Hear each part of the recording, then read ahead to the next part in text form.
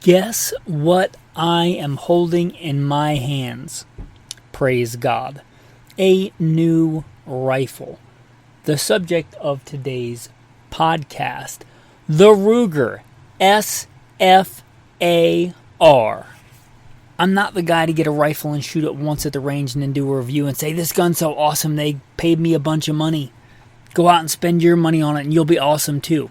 It's not what you get here, guys. You guys know I don't take any sponsors. This is a no-shill zone. There's plenty of that stuff if you want it. This is a real down and dirty, no-holds-barred review of the Ruger S.F.A.R. as a rifle. Welcome to Gunfighter Life, the podcast where we talk about guns, gunfighting, tactics, ballistics, gear, the right way, with Almighty God at the center, Judeo-Christian values, and real-world first-hand experience. I am blessed to serve you as host today. I'm going to put in a bio as to why you should care about what I have to say about guns or tactics or anything like that, right? Not because I have a microphone, not because I post cool guns on the gram, not because some gun companies pay me a bunch of money. Because of the experience that I've been blessed to have. Blessed to have served in the military, law enforcement, combat veteran, private contractor, competition shooter, lifelong hunter, guide.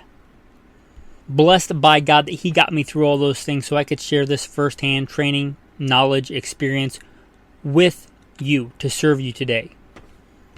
Let's dive into the podcast.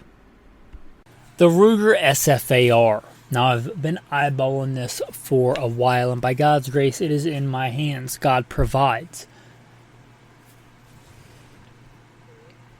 What is intriguing about this rifle? It is a full-powered rifle. It is not an intermediate rifle like an AK-47 or an Ar-15. It is a full-powered battle rifle. Much like the main battle rifles, the big battle rifles of the Cold War era, right? The M1A, the S.F.A.R, or later versions of the Ar-10, which is, you could argue this is a variant of. So, they've been around a while. One of my first competition rifles was an M14. What is interesting about this one? A big one is the weight. 6.8 pounds, right? There's a lot of AR variants that are more obese than that. 6.8 pounds for the 18-inch 308 variant of the Ruger S.F.A.R, which stands for short frame AR. That is a large part of the intrigue. This is what really sets this apart from many of the other full-powered rifles in the arena. Is its weight. It is light. Again, it weighs as much as some just regular AR-15s. The 20-inch barreled version weighs 7.3 pounds. 7.3 pounds for a 20-inch. What I would consider a rifle-length barrel instead of a carbine. Okay, those are just numbers. How does that stack up? Well, there's a lot of different variants of the AK, and they can vary in weight. But one of the old school vanilla, like AKM variants of the AK, 7.28 pounds. That's for an intermediate cartridge, 16-inch barrel, carbine length gun. The M16A4, which is a 20-inch barrel 223, just over 7 pounds. The M14 coming in heavy at 9.2 pounds. And again, for the Ruger S.F.A.R, the 16-inch barrel, 6.8 pounds, and the 20-inch barrel at 7.3 pounds. Now, some of the other cool attributes I think would be better gone over if I just go from the front, the muzzle, to the buttstock here. And we go through those and talk about those a little bit. And let's start with the muzzle brake, of which it has a muzzle brake. It's got a threaded barrel, a muzzle brake, and it's a good one. It reminds me kind of quasi of a 50 cal muzzle brake. It is big, two-chambered. It works very well. It's a bit loud, but it's a threaded barrel. You can change it, but the one that comes on it is very good for mitigating recoil. I should mention that the model that I got is not the 16-inch 308, mainly because I have a 16-inch 308 in the Sfar 17. How does it stack up? Maybe we'll talk about that later. However, it didn't really make a lot of sense to have another one with the same barrel length, same caliber. So I got the 20-inch 6.5 Creedmoor. So this one does have a 20-inch, I would call it a medium contour barrel. 5R rifling, which is kind of an attribute that you look for if you want to not chew up your bullets as bad. Flying out of the barrel, 5R is kind of a coveted thing. It's kind of cool that it came with that. It has a free-floated handguard that takes the modular soup du jour, which is M-LOK today. It has a adjustable gas system, which you might think is awesome, you might think is ridiculous. Some people might like that, some people might not, but it does have an adjustable gas system. It is a direct impingement system, much like its little baby, more popular brother in Ar-15, but very similar operating system. When we get to this point, it kind of goes all over the place. So let's go from top and work our way down. We get to the middle of the receiver, a flat top upper receiver. One of the things that I don't like is that and it's a Ruger handguard that I assume they made for this rifle. It does not align, at least mine doesn't line up perfectly with the flat top receiver, which I would think you would pay attention to that and make that happen, but it doesn't line up perfectly. It does have two simple Allen wrench type screws to take that fore end off, that free float fore end.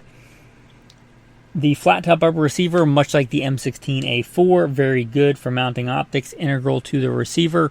Very, very good optics mounting system, very modern.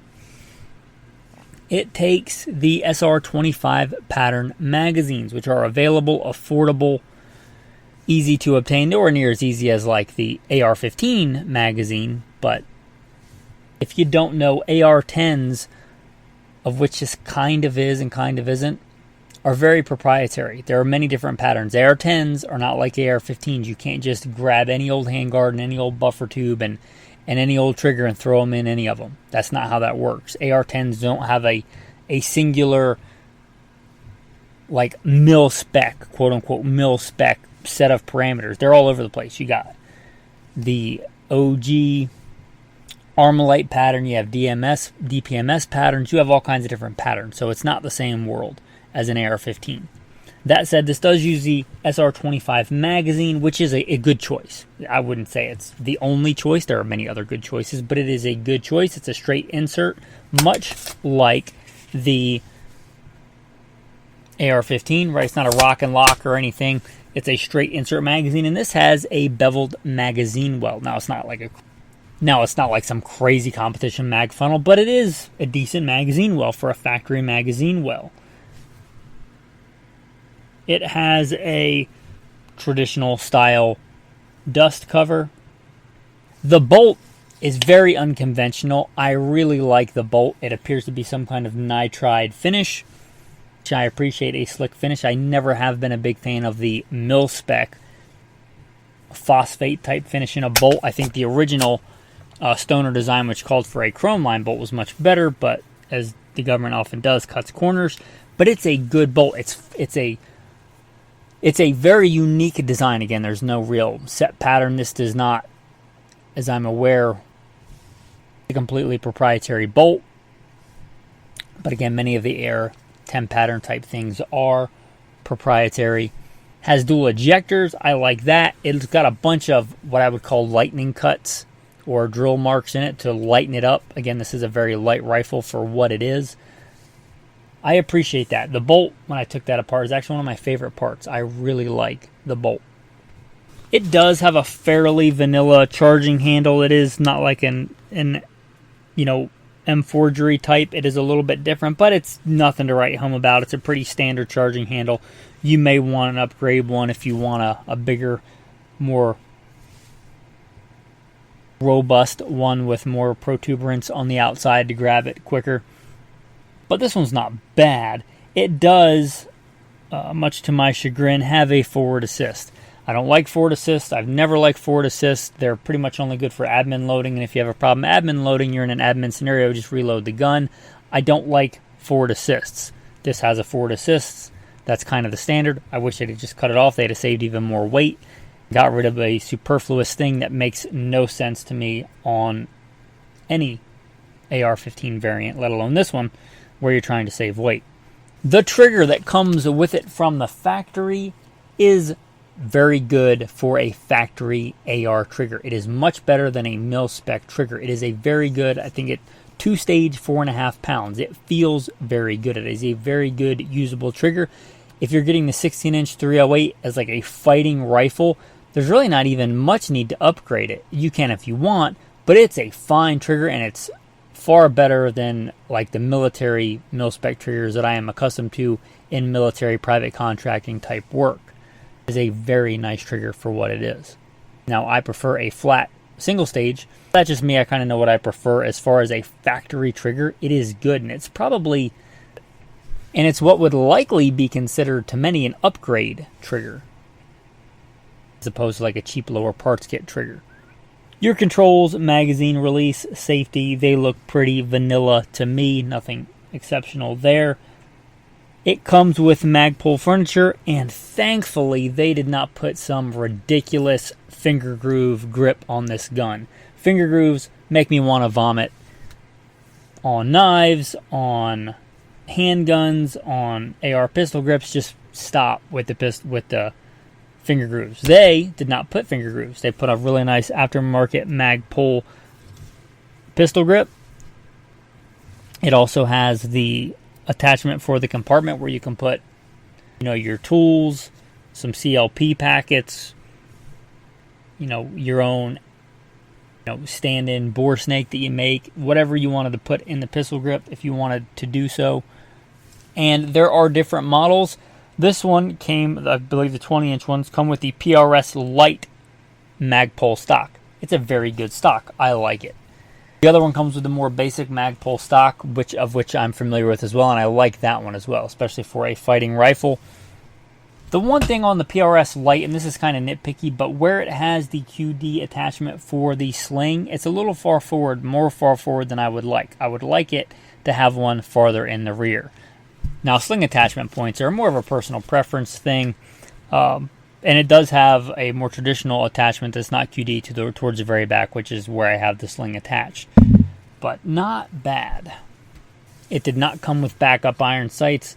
That is a ding, I think, against it. How are you going to sell a rifle and not have backup iron sights? But many, even hunting rifles, as of late, don't come with iron sights. So that's just the world I have to admit that I live in.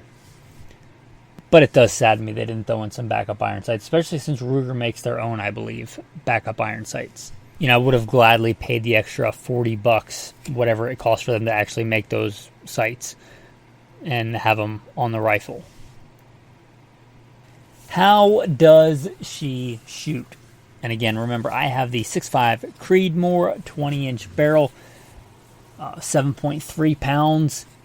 It is a pleasure to shoot. It is a pleasure to shoot. It is very mild-mannered. It's very mild-mannered. It is very pleasant. Even with the factory trigger, it's a good, accurate gun.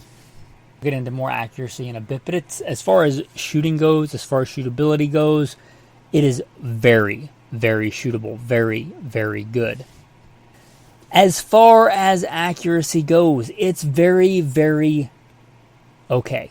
It's very, very acceptable. I went through a lot of loads on this. I really tried to find a 140 that I liked, and I have some pretty expensive 140 ammo. It's very consistent. It's very okay. But with the 140s, it's probably a 1.75 MOA gun, which this is not a precision, bolt action rifle. This is a semi-auto. I think it's a good, solid, honest 1.75 MOA with 140s. With the best 120-ish grainers I could find, it's a legit 1.5. With the best ammo I could find, which was one of the cheapest, it shot the last two groups that I shot, as far as 3-shot groups to measure, and these are 3-shot groups, almost exactly 1 MOA and like 1.12 MOA. Now, I could cherry pick. I did shoot a group that was well under MOA and say it's a sub-MOA gun.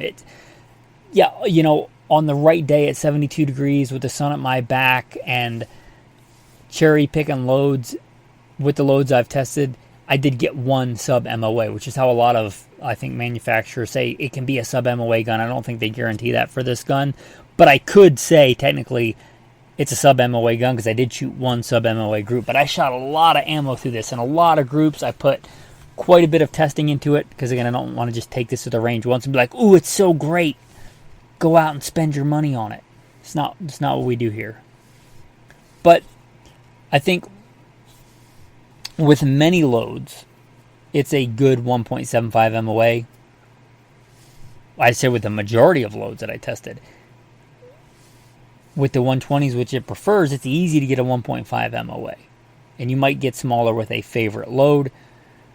That's good, right? That's good. We're not talking again about a precision rifle. It wasn't built to be a precision rifle, although it's free-floated in 5R rifling 20-inch. I'm not sure why it's not crazy accurate, but it's acceptable accuracy, and it's a semi-auto, right? You're talking about a shoulder-fired, box magazine-fed, 20-round, full-powered fighting rifle type gun. That's good accuracy if you compare it to that. If you compare it to, as much as people like to say the M1A is crazy accurate, it's accurate. It's far more accurate than most things in that full-powered fighting rifle arena, especially in its price range. That's one of the other big reasons I chose to pick this rifle. To be honest, I didn't really need it. I have a Sfar 17. This is like less than a third the cost of a Sfar 17 in, I believe, in the current market in post-COVID inflation money. Right? It's a third of the price. As far as reliability goes, 100% accurate. I should have kept a tally as to how much ammo I've shot through it, but I've run quite a bit through it. I didn't just take it out one day. I've shot it quite a bit.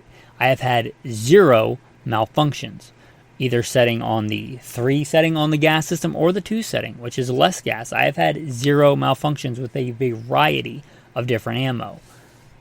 Different magazines. Now, I think they've all been PMags, but and it does come with a PMag. But comes with a 20-round PMag. Yeah, that's one thing. It could come with, come on, I'd pay a little bit extra to have it come with two magazines, a 10-round and a 20-round, because the 20-rounders are pretty difficult to get in a good low prone position with. So I would have paid a little bit extra for that. But reliability has been 100%. 100%.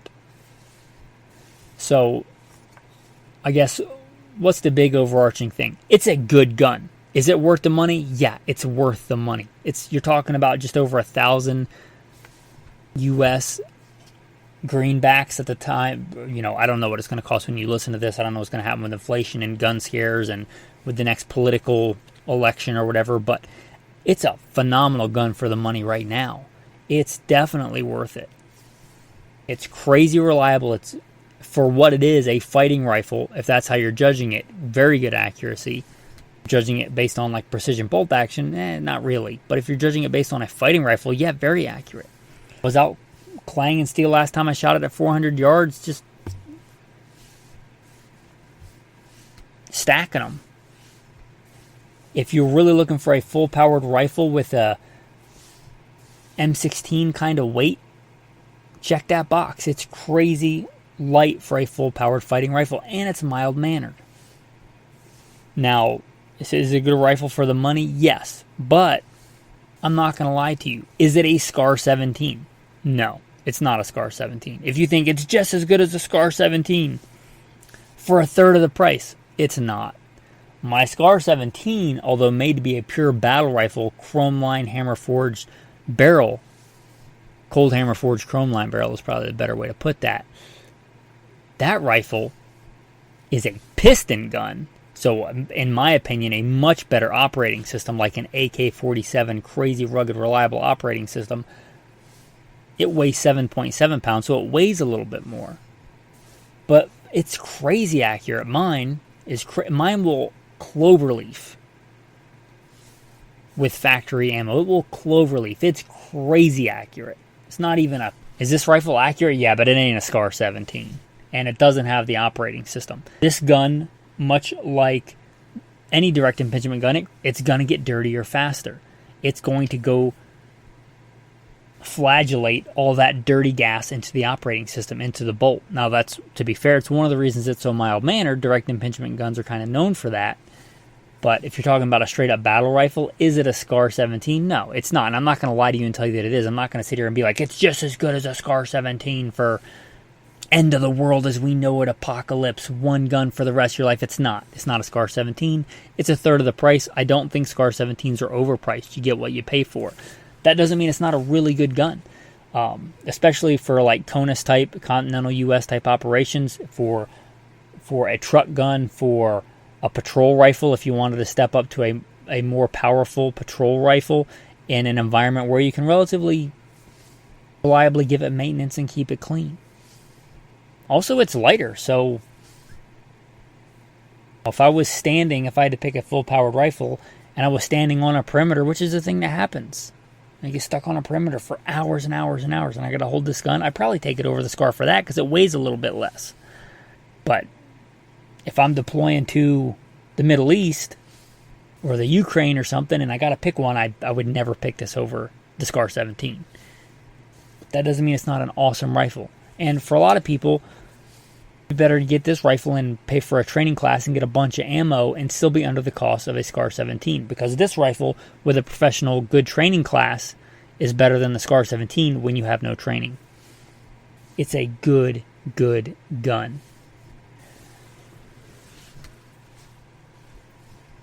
Now, I have much more to say about this gun that I'm going to say on Patreon. They'll get the whole episode ad-free before you consider becoming a patron.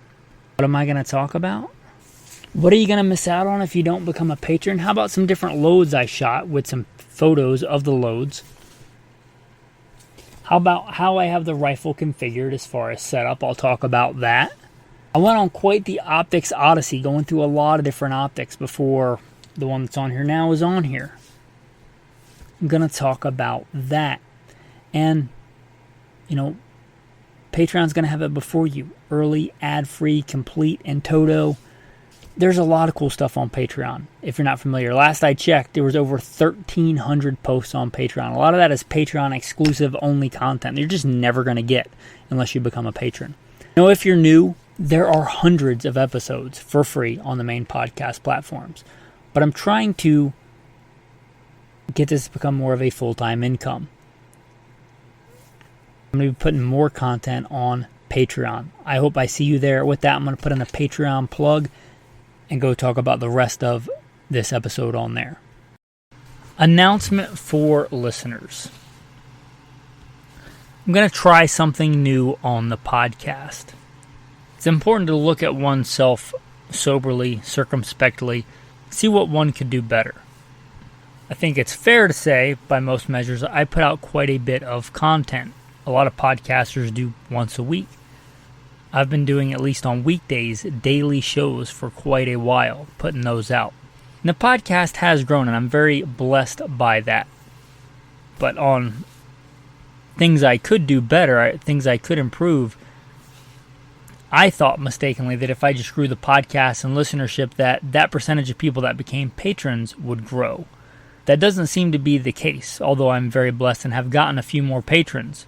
It has not grown in direct proportion. I have, cashed out retirement accounts, took on another job, private security contracting, which makes quite a bit more money than the podcast. But if I want the podcast to grow, if I want it to make enough money that one day and make it the primary source of income, I should do something different. So here's the idea. Hopefully, put out at least one new episode a week on the general podcast platforms. Now, there may be more, but one a week. Because I think there's a substantial portion out there that thinks if I can get an episode every day for free, why would I go and pay for it? Fair. So, we're going to try this at least for a while and see if it helps. Now, if you're a fairly new listener, there's episodes on the major podcast platforms that go back to 2019. There's a lot of content. So, if you're a new listener, that shouldn't be an issue for a while. If you go back and listen to all those episodes and you want more, then hopefully you consider the podcast being worth something to you. I don't expect you to work for free. It is written, "You shall not muzzle the ox while it treads out the grain, and a laborer is worthy of his wages." I don't expect you to, fix my car for free, or I don't have grass. I live as a nomad, but if I did, I wouldn't expect you to come cut my grass for free. So if you think the podcast is worth something worth supporting, you want the greater amount of content, go to Patreon. There should be a Patreon link in the show notes.